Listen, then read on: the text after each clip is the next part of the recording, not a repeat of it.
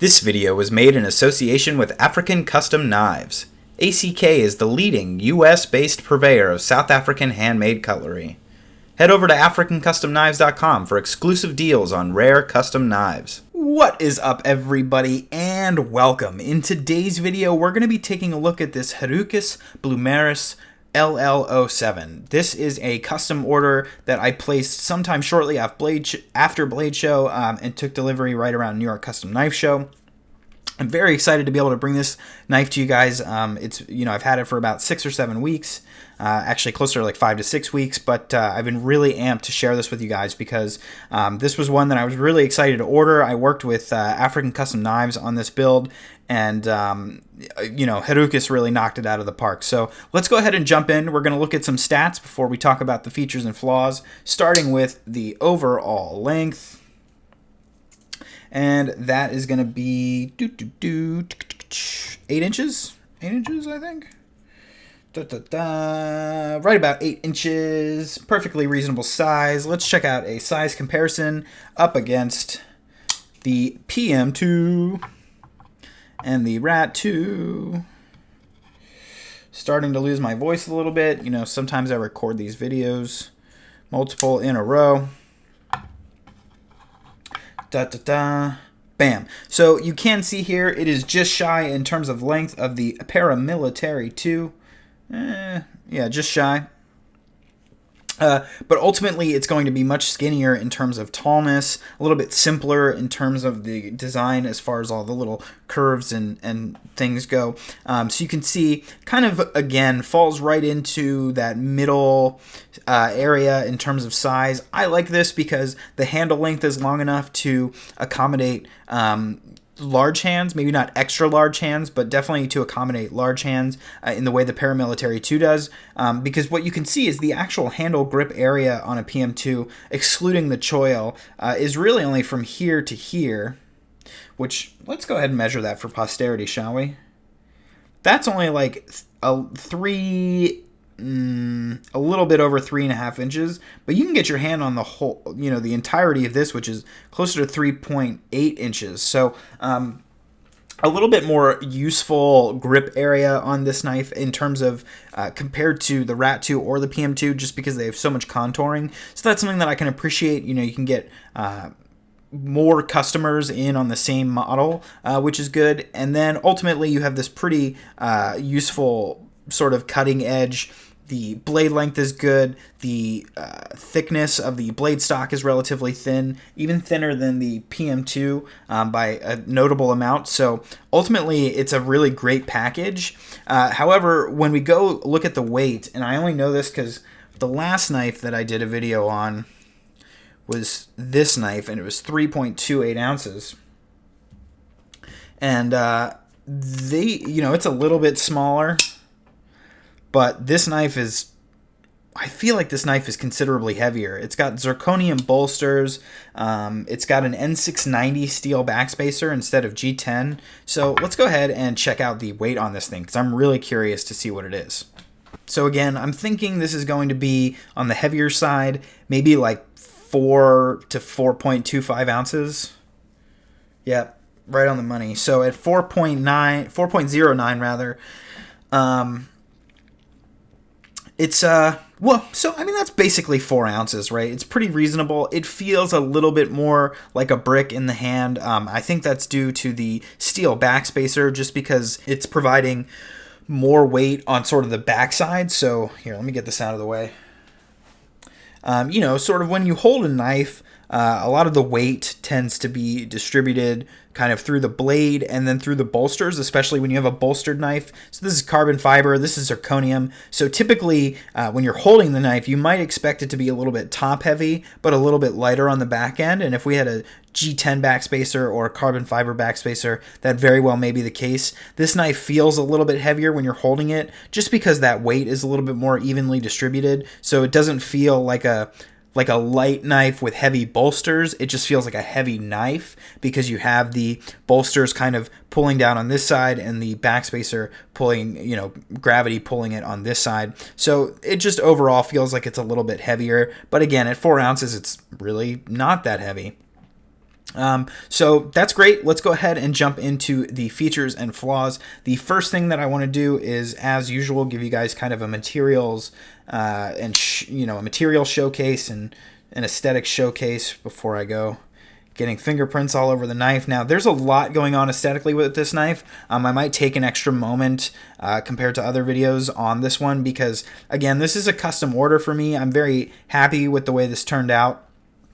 I particularly want to show you guys some special features. So let's go ahead and take a look here at the blade real quick. We do have this general high polish near mirror flat, as well as the horizontal hand rub satin finish. And we'll talk about the blade some more later, but nice, beautiful finishing on the blade, as we're used to with these South African makers. The scales here are going to be a lightning strike carbon fiber. A couple of voids in the carbon fiber, maybe not finished quite as well as I would have liked. I've been trying to figure this out lately because, like this Thorburn, for example, it appears to have some sort of clear coat, whereas this carbon fiber doesn't. It just appears to be more of like a high polish. I've actually had some of the copper wire stick out of these scales and poke me, and that's like really annoying, and that would never happen with this clear coat finish. I don't really know what's missing there. I've noticed different makers finish their carbon fibers differently, and some of them have a little bit more success than others. Now, I don't in any way want this to seem or to make it sound like this is unfinished, because it's not. That Boudica or Boudica that we had a while back, that was like unfinished carbon fiber. This has been finished very nicely. Just a couple of small light voids, nothing too insane. And ultimately a very beautiful carbon fiber. Here on these bolsters, we do have zirconium. Now, I don't really know what he does to get these colors out of zirconium. You can see, I don't know if these dark gray parts are titanium inlays or what, because check this out. If you look here, let me get like a pointer. So you can see here that on this side, you have sort of the zirconium, which is here, all the way up here.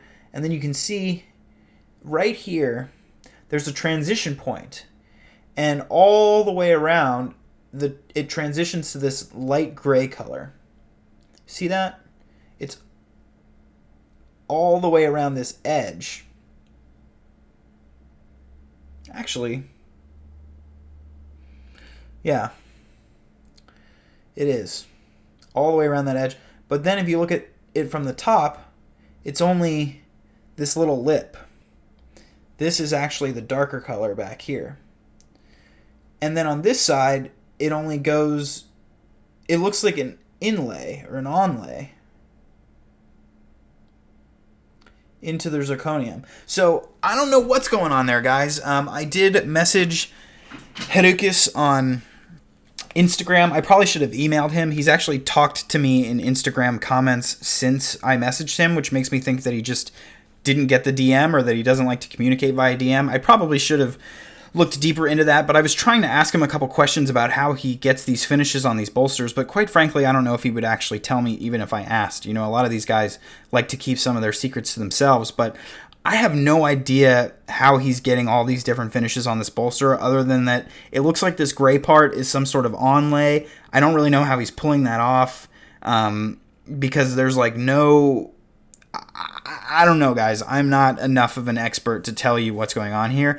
What I can say is that it's super impressive, and the finish, the way that it's finished and everything, the handwork is super, super impressive. And I just think these bolsters are actually absolutely beautiful. One request that I had made was that the bolsters were on the dressier side and didn't have any bronze, but I didn't get too specific with him. So when I first saw the bolster and saw this light part up here, something that I had never seen on his knives before. I think I did see it on maybe another build from New York Custom Knife Show, but it's just something I hadn't seen, so I was really excited about this top of the bolster. I thought it looked really good, and ultimately I was just really impressed with the bolster altogether. Now, on the back side here is the sort of creme de la creme of what's going on with this knife. my favorite part and my special request. Now, I've seen Herucus do a number of knives with this hand-filed, these hand-filed liners. There's actually a lot of gunk up in this knife. I need to take a Q-tip through there. But I'd seen this done on other knives, and I very much wanted it done on this knife. So that was my main request, was that I wanted this hand-filed backstrap. Now, I'm just going to shut up for a minute and show this to you guys. Do you see how on the insides where the actual file is made contact, how because that has sort of like the file work is finished instead of a smoother finish on the top, it really comes to life. Like, look at how it dances.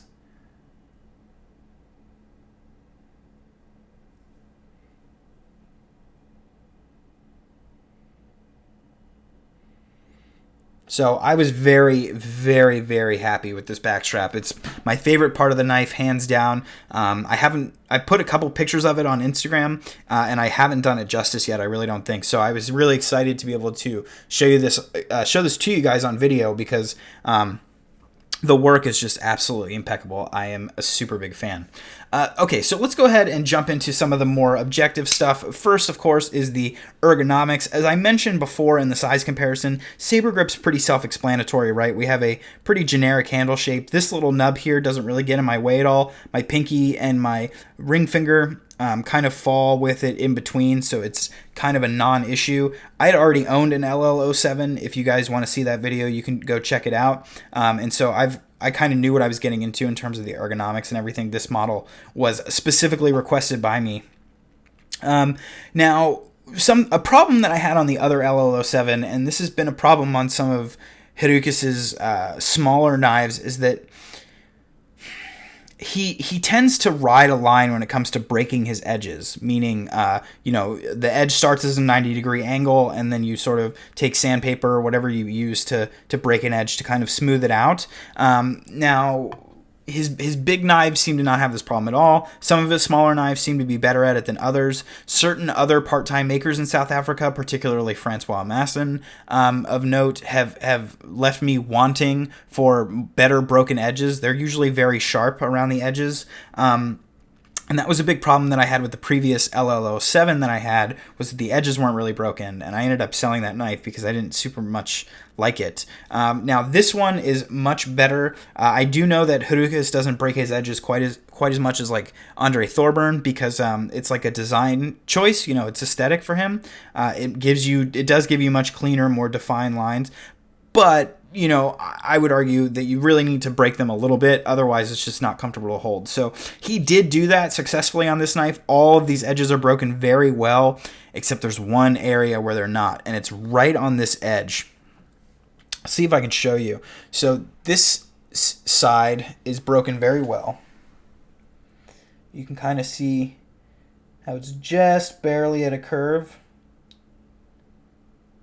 I know the focus is starting to fail, but on this side it's not quite broken as much, and this one corner is a little bit sharp. The whole rest of the knife is great, but what happens is when I go to flip it, I do get just a little stabby right here. This corner just could have been broken slightly better. Obviously, once the knife is open and everything, you don't touch that part of the knife, so it's fine. But that was one tiny little quirk of the finishing work that I was a little bit bummed about, was just this ever so slightly sharp edge down here. It is what it is. I'm not too worried about it. I still love the knife, but that was one little edge. Now, as far as the jimping, there is none. And, it's definitely more of a gentleman's carry, so I can kind of understand that. And as I mentioned before, the LL07 is kind of the perfect size for all different hands, and I really like that. However, Herucus does offer many models, and they go all the way up and down the scale of size, so if the LL07 isn't for you, then you can definitely find something you're interested in. He's got different tallnesses, different thicknesses, different lengths. He's got a great model lineup, and I think he really does a good job of serving the whole market with his different models, so definitely keep that in mind if you're looking to order one. And then the last thing to say about Ergonomics is that the pinch grip is fairly generic, fairly reasonable. You can see here the knife comfortably sits down here against the sort of butt of my palm. My fingers are able to kind of meet up at the normal point. There's no jimping again, but you're going to be just fine slicing with this knife. It's pretty reasonable. Now, going on to the clip, as I've mentioned in many videos with clips like these, a lot of these South Africans have started switching over to this 3D milled clip with the ceramic ball. That's something I'm a huge fan of. These are my favorite clips. They always make a really great acoustic sound when you're removing them from the pocket, and they're always really easy to get back in the pocket with just one hand. Totally my favorite clips on the market right now, especially when you consider sort of like mass-produced clips. You know, if you have a maker hand-finishing clips, somebody like Jason Overall from Larevo Knives, you know, he does a really good job of making each and every clip really nice, really useful. But in terms of the CNC-produced clips, I really like these a lot. So let's go ahead and jump into the action. Of course, being broken up into two different sections, the deployment and the closing. As far as the deployment is concerned, with sort of a medium strength detent, the consistency is slightly lower than knives with stronger detents, but it takes really little effort to successfully deploy the knife, and it definitely has a South African whack to it. The acoustics are crisp and swift. And I really like deploying this knife. You have this flipper tab here with kind of a squared off shape. The jimping is all along this edge here. So you can, this is a push button. You see you get really rockety, really fast deployment with push button. It builds up a little bit more tension on the detent before breaking. And you can, of course, light switch as well. Very comfortable, very smooth. I really like the deployment on this knife a lot.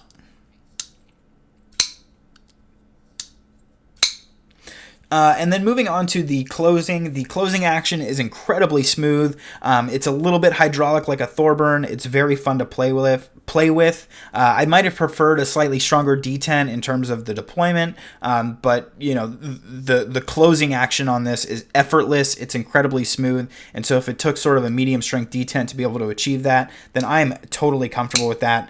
This has been one of the best fidget factor knives that I've had, and you can see really gravity does 90% of the work here. It very much takes little effort. And Herucus tends to do a really good job on his actions. So you should feel really comfortable about that. A little bit more gentlemanly, a little bit less authoritative than a Thorburn. But boy, incredibly smooth. And it is worth noting that the blade stock on this knife is fairly thin. So having a drop shut action like this is very impressive. Much thinner than like on my Thorburn L36M, which I think has maybe a blade thickness that's like double. I mean, look at that. We're talking serious blade stock difference, and it's still that smooth. So, you know, Herucus is definitely onto something in terms of his action. Now, moving on to the blade, the steel is going to be N690. We do have N690 through the backspacer as well, which I mentioned earlier. And again, we have sort of this standardized South African blade shape. It is going to be a drop point with a polish flat and a hollow ground hand rub satin finish, horizontal hand rub satin finish through the primary bevel and the swedge. Nice, useful blade shape. Going to make for a great slicer. Again, we have that really thin blade stock. Ultimately, this knife is kind of like the perfect little gentleman EDC, to be perfectly frank. The last LL07 that I had, again, it had a little bit of had some flaws that I wasn't super happy with, and so, you know, I wasn't fawning over that knife as much, but the knives that I had tried at the show, at Blade Show in particular, were so good that I was still, on the hook for ordering from him. I still really wanted my own knife, and he really executed it very well. So I'm super, super happy with this knife. It was great working with African Custom Knives on building it and everything like that. So as far as the review side of this video is concerned, we're pretty much done here. So if you just came to find out about the knife, then you can go ahead and take off. But if you are interested in the story time behind this knife, how the ordering process was and what it was like to receive the knife, then go ahead and stick around for the story time. So jumping into it, I ordered this knife a little bit after Blade Show. So when I was at Blade Show, if any of you have seen the Blade Show vlog or my videos from the show, That was where I first met Herucus. I was turned on to his knives from back when I got into the hobby. I was watching Jim Skelton's video from the 2016 New York Custom Knife Show, where he had bought one of Herucus's knives. And so it was really cool to see that knife. That really turned me on to him as a maker. So I knew that when Blade Show rolled around, I really wanted to find him. And so when I got to his table, I was really excited to meet him, check out his knives. He had built a bunch of bigger knives for the show. I was looking for an LL07. The only one that he had left was a configuration I wasn't interested in. And so I just said to him, like, oh, that's cool. I'll look for one in the future or whatever. And so I ended up placing an order for the knife through African Custom Knives. So I had reached out to them about him as a maker, and they said, well, we have 5 slots on his books for New York Custom Knife Show. If you want to buy one, you can, and you just let us know what the configuration is, and we'll try to get it in. So I said, sweet. So I told them what I wanted on the knife. I requested the file work, and I wanted lightning strike carbon fiber, and I wanted certain aspects of the bolster. And so I was very pumped to be able to order that. They were very kind in helping me achieve that. And so some time went on. Again, many months passed. The show actually rolled up, and I was taking delivery of this K1, and I'd forgotten that I was supposed to take delivery of this LL07. I didn't forget about the build or that I had ordered it, but I just forgot to budget for it for the knife show. I forgot that I was taking delivery. So I actually didn't go with enough money to pay for it. And when I got to the show, I went up to JD Vandeventer and Herucus. They were next to each other at their tables, started talking to them. I was actually talking to JD, and Herucus, he holds his hands out. He's got the knife like this. He holds his hands out like this and presents the knife to me. And I was like, oh, that's my knife. And he goes like this. And I was like, oh, wow, that's beautiful. And I picked it up, and I flipped it, and I looked at it. And then I looked him square in the eye, and I was like, I can't buy this right now. I was like, I'm so sorry. I forgot. That's my fault. And so the guys at African Custom Knives and Herucus were really nice. They worked something out where they would hold on to it in the U.S. for me while I paid for it. And so I'm very thankful to all of them for compensating for my failure to budget correctly. But a couple weeks later, I had the cash, and I sent it over to African Custom Knives and got the knife delivered. So I was really, really happy to get this piece. I got to try it at the show, obviously, and then I had it sent to me afterwards. And I've just been really, really happy with it, really impressed with it. It's a great knife, and Herucus is a really great maker. It's been fun to meet him a couple times. I went out to dinner with himself and some other makers when I was in New York. That was absolutely delightful, and I look forward to seeing what he does in the future. So thanks so much for watching, guys. Of course, if you'd like to see beautiful pictures of all these knives, you can do so by following me on Instagram at tovarishworks. If you'd like to reach out to me for any reason whatsoever, you can do so by emailing me at tovarishworks@gmail.com. And if you guys appreciated this video, please consider subscribing. Thanks so much for watching, and I will see you next time.